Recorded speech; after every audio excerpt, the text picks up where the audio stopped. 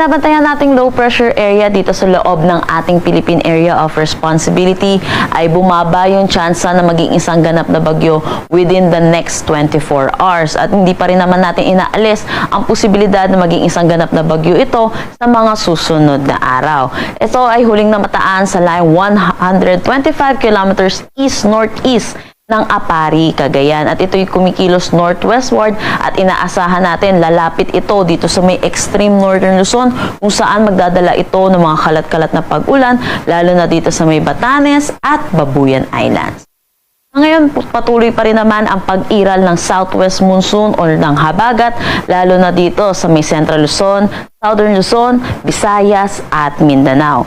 Dulot po ng low pressure area at southwest monsoon, naasahan natin malaking bahagi ng ating bansa ang makakaranas ng mga pag-ulan ngayong araw at sa mga susunod na araw.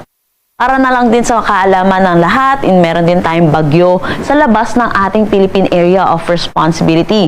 Sa ngayon, ang kanyang category ay tropical storm at meron itong international name na Moon.